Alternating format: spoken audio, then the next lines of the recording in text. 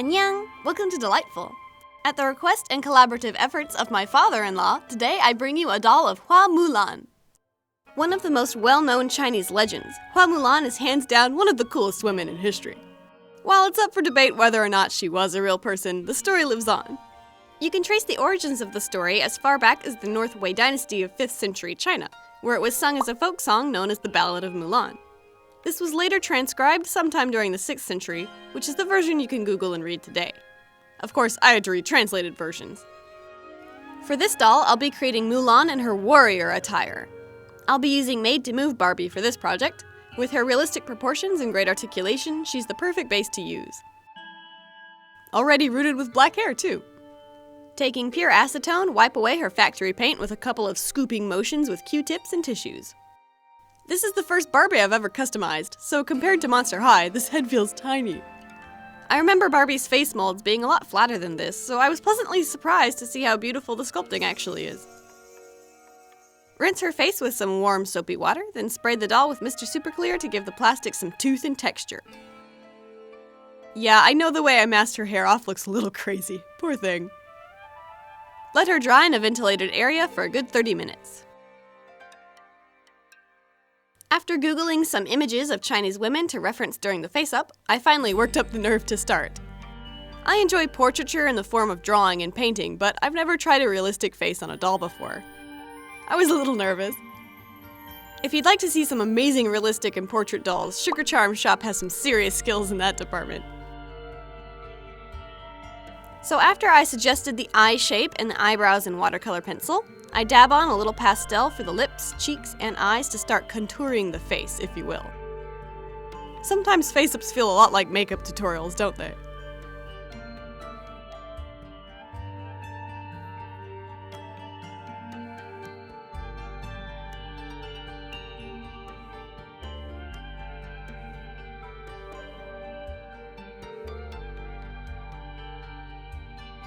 One tip I picked up from Sugar Charms Shop was lifting the color off the pencils with a wet brush and applying them that way, so I gave it a shot.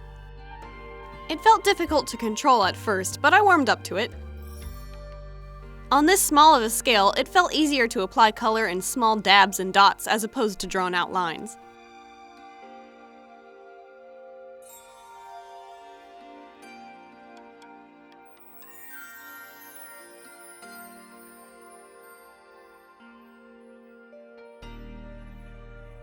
I also discovered this technique where after a color is placed and dry, you can go back with a damp brush and lift the edges because these are watercolor pencils after all. Nothing is permanent until that final coat of sealant goes on.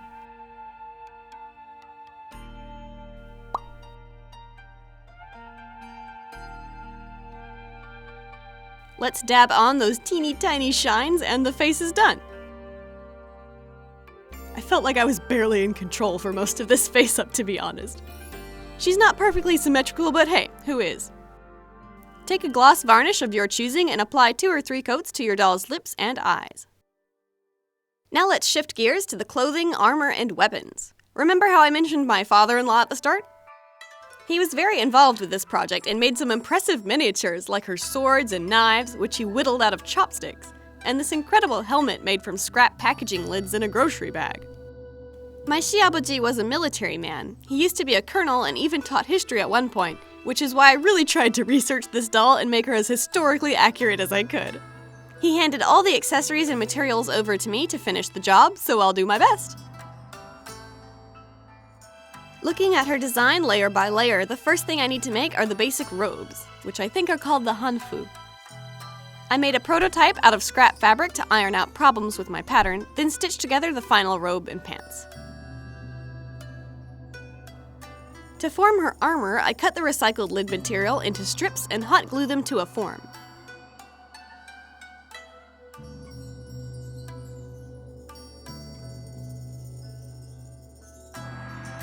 Next, I stab holes down and across every strip of metal, then stitch the details with a red embroidery thread.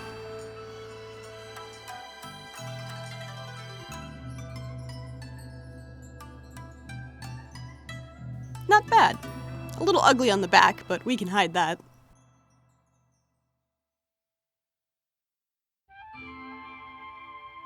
If you need to tie together any clothing and you're using embroidery thread, dab a little glue on your fingers and run it down the thread. This keeps the fibers from unraveling. Next up are her wrist and shin guards. I'm placing a thicker scrap metal sheet inside a trapezoidal shape of fabric, then stitch around the edges.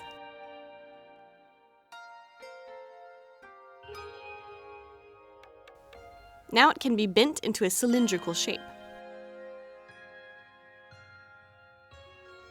Using more of the scrap fabric from the grocery bag and a little paint detail, we can put together the belt. This armor's a little too spick and span, so let's weather it using more of that acrylic paint. I water it down and try to get it into all the creases, then wipe off the excess. Let's detail the weapons while we're at it, painting them a base coat of black, and then coming back with metallic silver.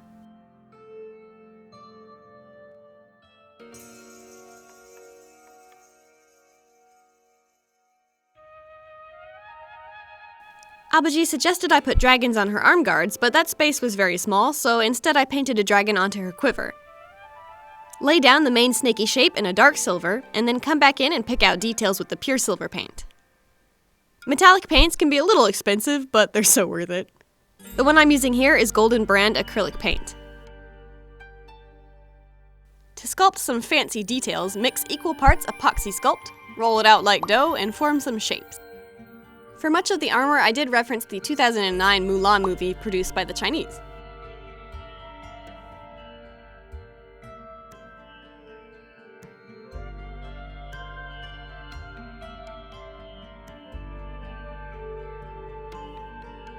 The boots were a bit of a challenge because I want her ankle to stay articulated. Cutting down a random pair of Barbie-sized shoes to use as a base, hot glue a more appropriate fabric on top. Sew 2 tubes that fit around the legs, then sew the tubes to the shoes. Paint that pink sole black, and there we go. They're trying to fall off now, but they'll be kept in place by the shin guards. One last thing, Apoxy also provided me with this. Yep, her horse, one of the famous Sweat's blood horses of Fergana. In fact, this was the reason Mulan had to be a Barbie. The size and proportions matched the horse. He looks a little stiff, so I thought I'd spice him up with real hair. By which I mean this faux fur here. The tail also looked a little chunky in my opinion, so I hacked it down and covered it with hair as well. And that's everything! We've got the horse, the doll, her robes, the armor, horseman's lance, battle axe, a variety of swords, the helmet, and more. This is the most accessorized doll I've ever seen. Mulan is gonna look decked out.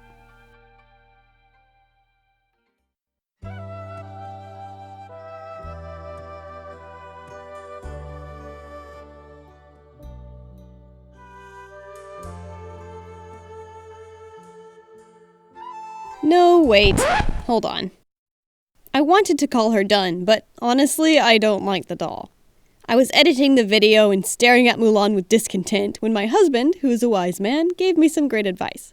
If you're not proud enough to put your name on it, then you're not finished with the project. So with a fair amount of additional last-minute tinkering, here is the finished Mulan doll.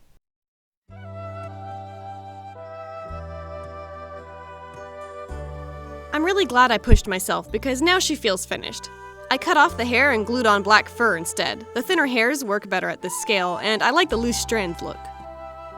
A couple more touches of red here and there added more interest to her dark color palette, and the armor's fur lining and armored pants really makes her look battle ready. Looking at the two side by side, the first version feels like Soldier Mulan, and the final version feels like General Mulan.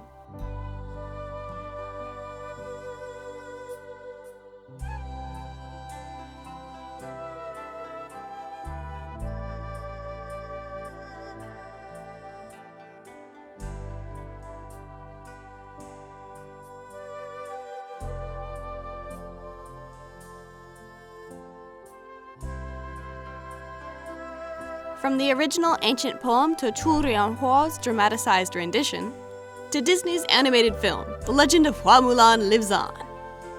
I hope I've done her justice in doll form. Thank you so much for joining me, and if you enjoyed the video, boop that like button. Subscribe for more fun toy customs and stay artsy! 안녕!